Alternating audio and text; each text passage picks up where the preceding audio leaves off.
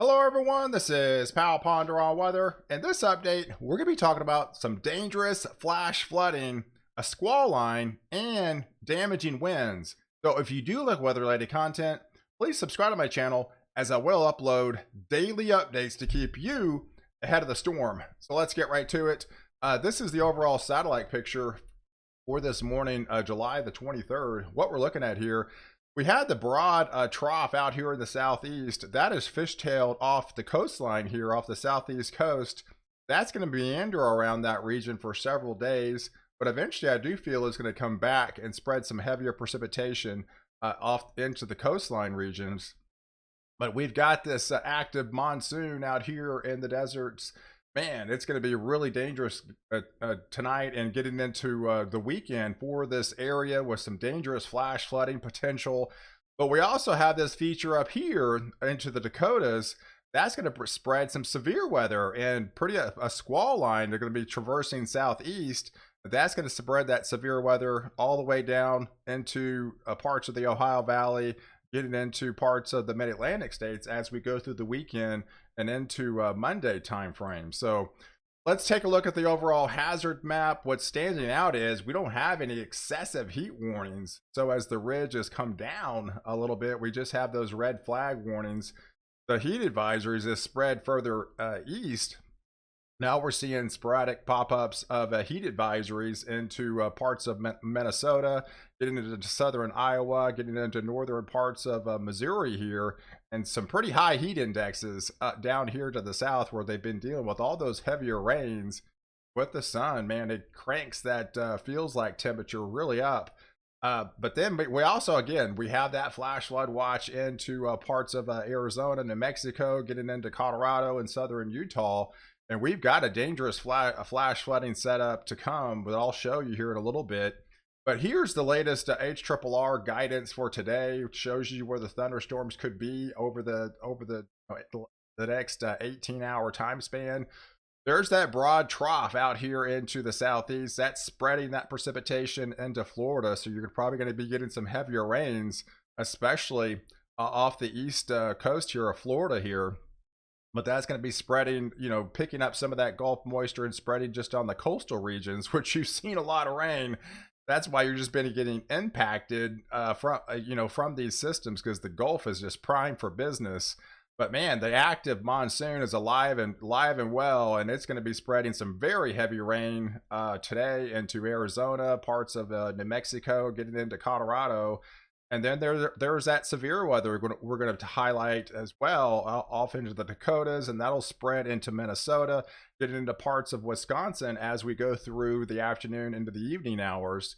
In fact, the Storm Prediction Center has already highlighted that slight risk for severe weather later on today in places like Fargo, Duluth, and St. Cloud, getting into Bismarck as well, and to Grand Forks. So those areas are going to be under the gun. Main threats: damaging winds, large hail. Not really a tornado type setup, but man, some of these could be pretty nasty as we get into the afternoon and the early evening hours. And some of that will spread into Rapid City, into Minneapolis as we get later on in the day. And we do see a severe risk into Flagstaff with some of those stronger storms. But the main setup is going to be that dangerous heavy rain, flash flooding potential as we get into this afternoon. So, in fact, I mean, this is serious, guys. I mean, the Weather Prediction Center has already highlighted a moderate risk, I mean, for the deserts, for extensive flash flooding. So some of these areas could pick up, 1-2 inch rainfall rates, which is not much for a lot of regions. But for this region, they can only really handle about a ½ inch an hour at a time before they get into serious issues. But unfortunately, some of these storms look to be pretty big, with a lot of heavy rainfall potential in a short amount of time, and that's why they have that moderate risk for that excessive flash flooding today into parts of Flagstaff, into Prescott, into Winslow, all the way down to Tucson here. So these areas are going to be pretty susceptible for that flash flooding. A lot of this can sneak up on you in a short amount of time. So this is a very dangerous setup. And there's already been, fatalities in this area. So, I mean, it's just, I can't stress this enough to definitely, if you have to be out and about today, especially today, man, I mean, definitely stay weather aware and, use all precautions necessary. And this heavier rain will spread into parts of New Mexico as well, and even into Colorado. So it's a big day for very flash flooding in this neck of the woods. So definitely be on the lookout, for that as we get into the afternoon, into the evening hours. But then we have a squall line that's going to be setting up after that severe risk, and that'll fishtail into southern parts of Minnesota, getting into central Wisconsin here with some heavier storms, as these could be packing some damaging winds as they traverse down to the southeast as we get into the overnight hours and into Saturday morning. And then as these continue to press southward, and as we go into the heating of the day, there's that severe weather threat setting up over parts of Milwaukee, getting into Chicago area and parts of Detroit. You're going to be seeing some of those heavier thunderstorms, damaging winds, some of that large hail potential as this continues to press southward, impacting northern fringes of Cleveland, into parts of Ohio here, into southern parts, central and southern parts of Illinois, as this would continue to press southward as we go through the day on Saturday. There's your afternoon radar depiction. It shows that heavier rain into Wisconsin, into Michigan as well, and then the Upper Peninsula, as this would continue to press southward. There's our broad trough out here in the open waters. You can almost see it right here, spreading that heavier precipitation into Florida again, probably into more or less southern Florida. Some of that instability gets in the Gulf, but it more or less impacts the coastal regions all the way down further south into, say, Mobile and maybe Destin, maybe New Orleans area, with those scattered afternoon isolated heavier rains.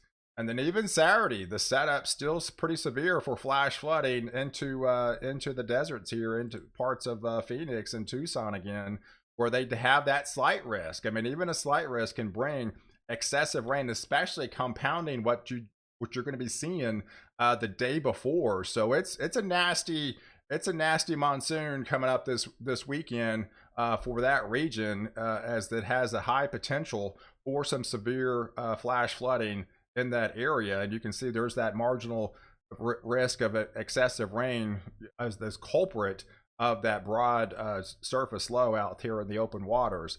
So as we go into Sunday, this would be your 0 to Z Monday. That would be essentially 6-7 o'clock on Sunday evening. There's the setup, what it would be. This is still probably going to be offshore, still going to be spreading precipitation into Florida. The steering currents are pretty light, but it does start to fishtail, and again pressing further into getting close to land by then, as that same system will continue moving across and spreading the heavier rains and the stronger storms into Ohio, into Pennsylvania, into upstate New York, and again another severe weather threat coming up on Sunday for portions of the Northeast, as that monsoon would continue to remain active in the Four Corners regions. And there's your severe weather setup, as that same system will continue diving southeast. It'll be over the Ohio Valley on the day on Sunday, as getting into parts of Indianapolis, going into Pittsburgh, going into Cleveland, all these areas, into Scranton, Buffalo, up here into Burlington. All these areas will be under the gun for that damaging winds and some of that hail potential, as this would continue moving off into the southeast and eventually spreading off the coast. And then once this spreads off the coast on Monday, it'll be kind of compacting with our setup down here with our trough. And I do feel it's probably going to be pushing further inland, or making landfall. So whatever comes to this, I mean, models aren't that bullish on this particular system. So if has happened to develop, it's going to probably a low end tropical depression, maybe a low end tropical storm. It could be one of those type setups where it could spin up pretty quick and get a low end name. But there's the main threat from the system is going to be your heavier precipitation, your heavier rain from the system. It's not going to be a wind threat or anything like that. It's just a meandering low-level swirl in this area will continue to press further inland as we go into the day on a Monday. There's your icon model. Now the icon was the outlier of, it was putting this particular system into the Gulf of Mexico for several runs in a row, but no other model was on board with that. And so when I, did my video yesterday, I didn't include that type of scenario because I didn't believe it. Now the icon is on board with everything else, and probably the most bullish out of all of them. It puts it as a kind of a, maybe a potential tropical depression, maybe a potential low tropical storm, but not going to be it's not going to be a wind threat. So whatever comes to this system, it's going to be a rain threat as this continues pressing into the coastline here off the southeast coast, northern tip of Florida, into parts of South Carolina. But this would, I would think, continue to press of whatever is left with this, but at least the precipitation will start pressing further westward as we go through time. And you can see the setup on Tuesday. It has that setup again, keeping to the southern southeast regions, keeping south, spreading those heavier rains, now spreading it further inland into Georgia, into Carolinas, into Mississippi and Alabama, parts of Louisiana and Arkansas. As the ridge would start to build, over the central U.S., you start to dry out in Texas, dry out over the central U.S., and it's dry out here. So it's over basically here. You have your active monsoon, dry on the left, dry on the right, and then you have your broad trough that's bringing precipitation with that particular system. Then you have that main setup over here that's affecting the upper plains to the Ohio Valley into the mid-Atlantic states. Goes to the week. There's the setup for Wednesday. Again, it keeps that precipitation well to the south as that ridge would just kind of more or less expand even further by then, keeping that precipitation well to the south along the coastal region and from Houston all the way to New Orleans, to Mobile, to Destin, Florida again. So I do feel this area is going to be impacted with sporadic, scattered, isolated, heavier rains even into Wednesday from that particular system. There's your temperatures over the next 5 days. You can definitely see the ridge continues to remain alive and well to the northwest. It does spread into the parts of the Dakotas as we go through the weekend with some of those heavier anomalies. Then it spreads southward, so it continues to remain would be above average. This is the average over the next 5 days. So I know, like in Oklahoma City, they've had 27 days of below average temperatures. Dallas has 21 days of below average temperatures. You probably have 1, 2, possibly 3 left, but then the heat starts to kick in as the ridge would start to take over in that regions. But it more or less settles over the central plains. It doesn't settle over Oklahoma, doesn't get into, they just get the kind of the outskirts of the ridge, while where it's wet it would continue to remain pretty much average into the southeast, into the northeast, and then even into the following 5 days you could definitely see where the ridge would be the most dominant over the plains. Some of these temperatures, when you see 4 degrees above average and the hottest part of the year, that's essentially triple digit weather. That's at 100, 101, 102 degrees. So I mean, either way, it's hot. I mean, this is the hottest time of year. We're just gonna have to be dealing with, some people, hey, they love summer. It's 100 degrees every day. They pool time, boat time, but then, it's been pretty mild for this region. But unfortunately, that streak's going to be starting to end as the ridge would start to kind of take over. But it doesn't sink that far south. It more or less stays over the plains, and just it would these areas would be kind of on the fringes of that ridge. But where the precipitation is the highest, that's where you're going to be seeing some of the your average to a little bit below average temperatures for the following 5 days. There's your precipitation over the next 5 to 6 days. Man, that's the concern for the desert Southwest. I mean, we're seeing possibly double-digit potential rainfall amounts in that region, which is a lot. For over a 5 or 6 day time span. That is some dangerous flash flooding potential possibly setting up in that region. There's our broad trough spreading the heavier rains into Florida and along the southeast coast. And there's that first system with spreading that precipitation as it spread southeast as we go through the weekend into early next week in parts of the upper peninsula here, into parts of the Ohio Valley, getting into the mid-Atlantic and to the northeast. Your GFS is about the same. I mean, it shows where the ridge is. The ridge is pretty dominant over the northwest. Put fishtails into the central plains here. Kind of spreads and expands, dries out Texas.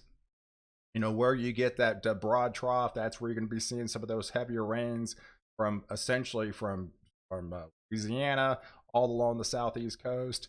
And then some heavier rains as that first system will continue spreading across with multiple systems as we go through.